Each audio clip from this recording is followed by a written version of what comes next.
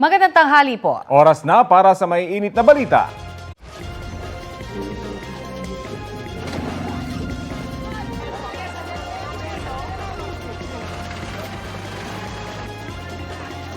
Balitang hali.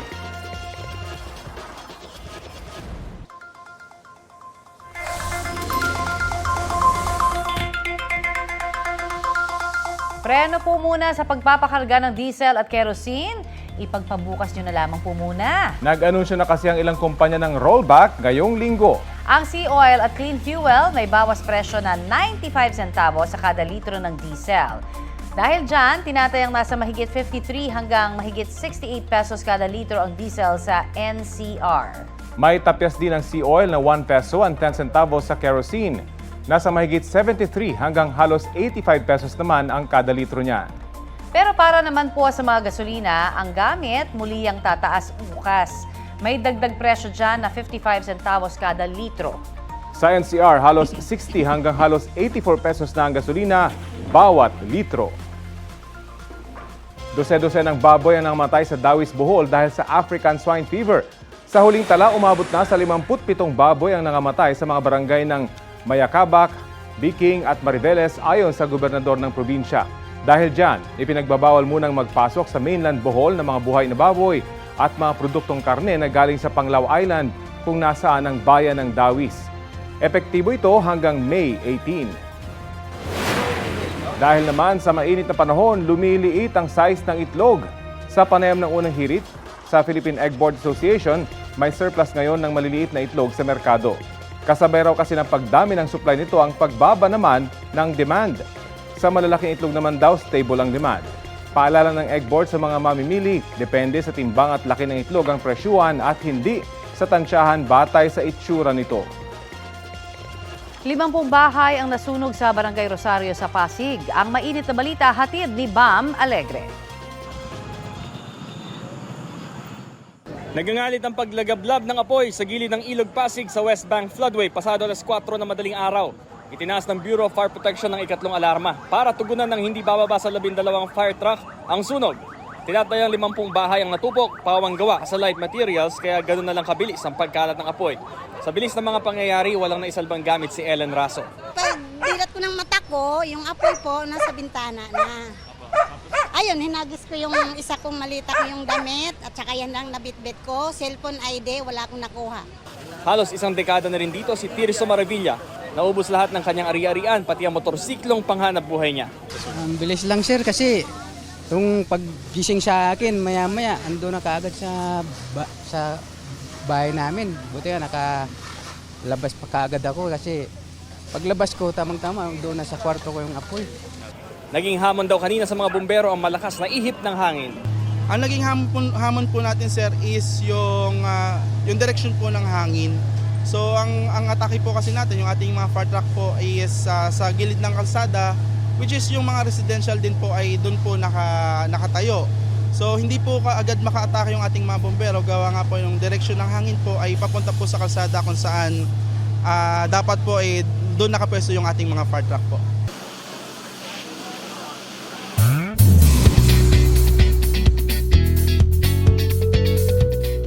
Heto na ang latest ngayong Lunes. Bilang bahagi ng kanyang advocacy sa autism awareness, dumalo si Miss Universe Philippines 2023 Michelle Marquez D sa Angels Walk for Autism sa Pasay. Sabi niya sa kanyang speech, itinuturing niyang source of inspiration at strength ang kanyang dalawang kapatid na nasa autism spectrum. Ginawa din kay Michelle ang Hans T.C. Award ng Autism Society of the Philippines para sa kanyang contribution sa autism awareness. Ang Angels Walk ay isang annual event na layong magbukas ng kamalayan at pagtanggap sa mga nasa autism spectrum.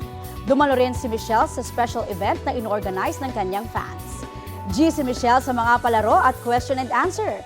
Nagpasalamat si Michelle sa suporta ng fans. Ang wish niya raw ngayong malapit na ang kanyang birthday, success, happiness at love para sa kanyang supporters. Another milestone ang na-achieve ng 2023 Metro Manila Film Festival Best Picture na Firefly. Kabilang ang obra ng GMA Public Affairs at GMA Pictures sa mga pelikulang ipinalalabas ngayon sa Beijing International Film Festival 2024 sa China. Magtatagal ang screening ng pelikula hanggang April 26. Last February, ipinalabas din ang Firefly sa Manila International Film Festival o MIFF sa California sa Amerika, kung saan nanalo ito ng Best Picture, Best Director si Zig Dulay at Best Supporting Actress naman si Alessandra De Rossi. Terorista pa rin ang turing ng Anti-Terrorism Council sa Communist Party of the Philippines New People's Army o CPP-NPA. Batay sa resolusyon ng ATC, patuloy pa rin umano ang mga pag-atake ng CPP-NPA sa puwersa ng gobyerno at paghahasik ng takot sa publiko. Bukod sa CPP-NPA, itinuturing ding terorista sa bansang Islamic State East Asia at iba pang grupo gaya ng Abu Sayyaf, Maute Group at Bangsamoro Islamic Freedom Fighters na lumabag din sa ilang probisyon ng Anti-Terrorism Act. Kasabay niyan, inanunsyo rin ng ATC na terorista ang National Democratic Front Peace Consultant na si Elizabeth Pineda Principe. Sangkot daw si Principe sa pagpaplano, pagsasanay at pagre-recruit ng mga miyembro para sa isang teroristang grupo. Wala pang pahayag ang mga nabanggit na grupo at si Principe kaugnay nito.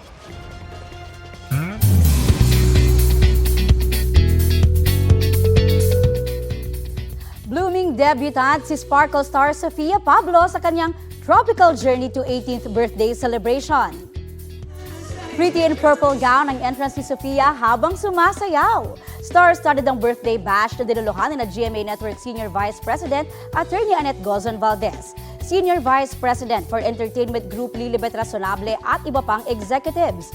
As promised, may TikTok dance twist ang kanyang 18 Flowers. First dance ni Sofia si GMA First Vice President for Program Management Joey Abacan. Nakasayaw din niya ang ilang kapuso stars kabilang si Ruru Madrid, Miguel Tan Felix at prinsesa ng City Jail co-star Will Ashley. Siyempre, last dance niya ang ka-love team na si Allen Ansay. May bonus sweet dance moment pa ang Team Jolly. Present din sa party ang iba pang malalaking bituin ng Kapuso Network at ng Sparkle. Ngayong nasa legal age na si Sofia, anong changes sa buhay at career kaya ang nilulook forward niya? Mas hindi na limited yung characters na pwedeng gampanan. Kasi like before, meron yung hindi pa pwede, masyado pa siyang bata, minor pa siya. Laging ganon. So ngayon, excited kami ni Aki kasi mas marami ng roles definitely na mamibigay. And isa rin po yung excited na kamo tito mag-drive.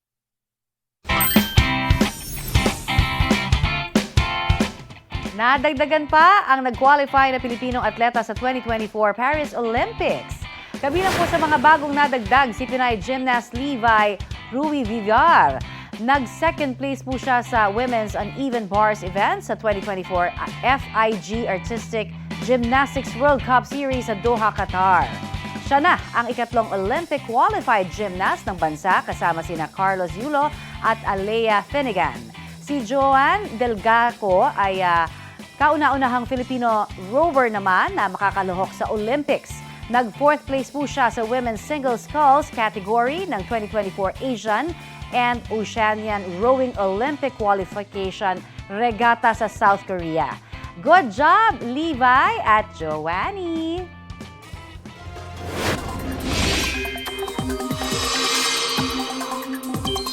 Mga kapuso, 15 lugar sa bansa ang posibleng tamaan muli ng matinding init at alinsangan ngayong pong Lunes.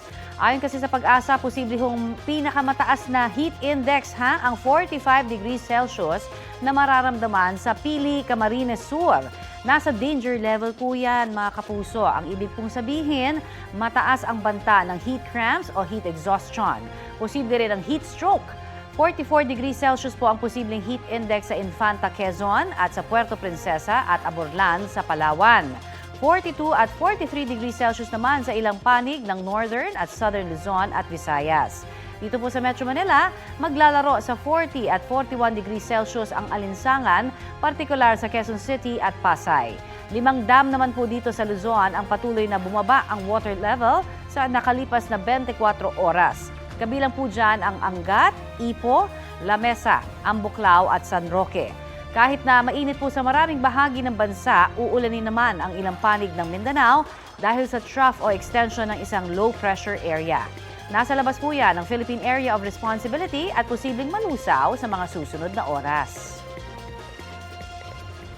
Samantala, patuloy pa rin pong tumitindi ang init ng panahon na nararanasan ngayon sa Pilipinas. Talakayin natin yan kasama si Dr. John Manalo, weather specialist ng Pag-asa. Magandang umaga at welcome sa Balitang Hali. Magandang umaga po at salamat po. Sir, hanggang kailan ho ba mararanasan ito hong umaabot sa danger level, yung heat index nating damang init na sa iba't ibang mga lugar natin, 42 hanggang 45, ganyan pa nga ho. Opo, bali ina-expect po natin siya na magpe-persist until sa month of May. So maaari pa pong tumaas ito and may possibility po na umabot ito sa extreme danger. Ibig pong sabihin, posible na umabot siya sa 52 degrees Celsius heat index and above. Okay. So 52, aabot po ng ganun. Gaano kainit ito para sa ating mga kababayan at anong mga lugar yung mga pwedeng makaranas ng ganito kainit na heat index? Posible po ito.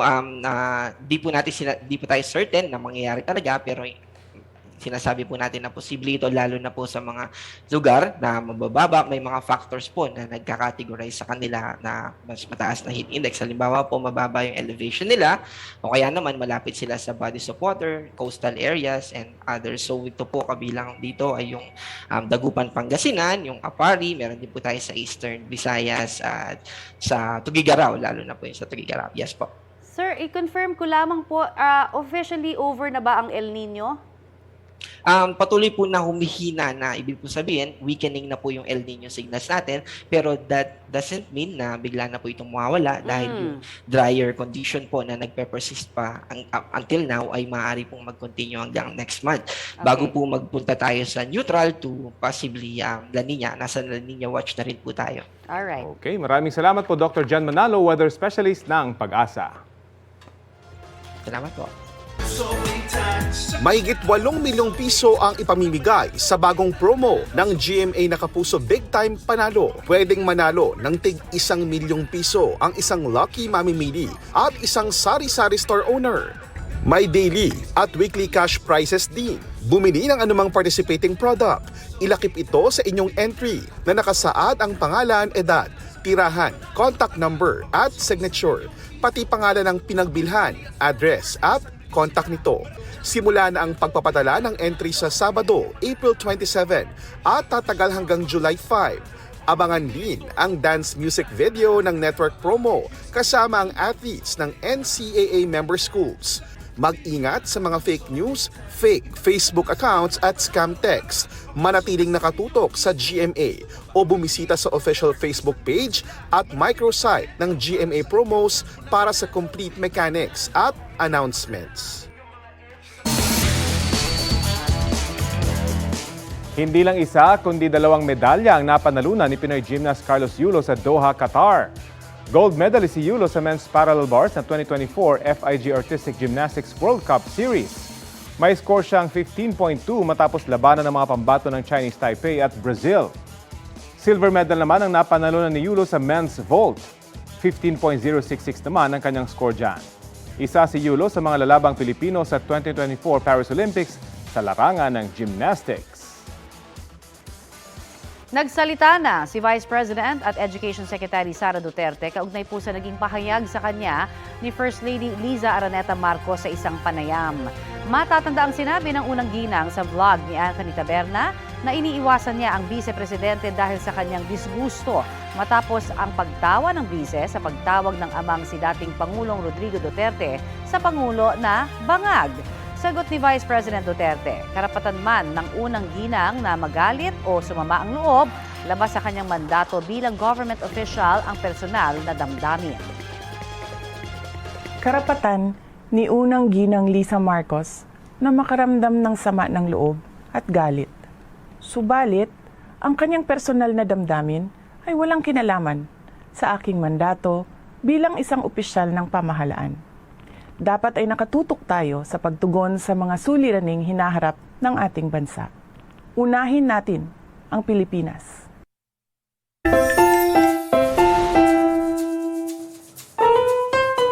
Nako, talaga naman ramdam hanggang anit ang inito ng panahon.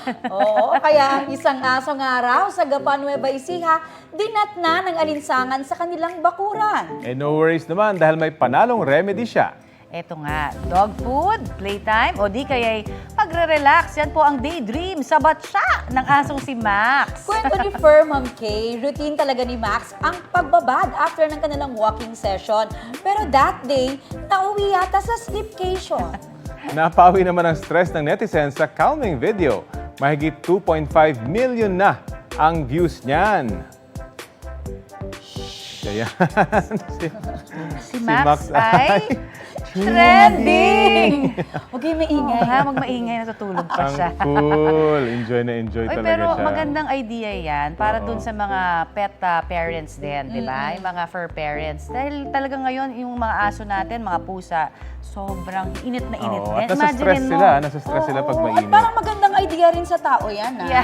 Magbatsa ka, tapos tumatulog ka ron Oo. habang... At mag-daydream. Oo. Sabi nga Yun. ng anak ko kung silang ganyang kakapal na balahibo, di ba? Oo nga. Tayo naiinitan na So ito po ang Balitang Hali. Bahagi po kami ng mas malaking misyon. Ako po si Connie Season. Rafi Tima po. Kasama nyo rin po ako, Aubrey Carampel. Para sa mas malawak na paglilingkod sa bayan. Mula sa GMA Integrated News, ang News Authority ng Filipino.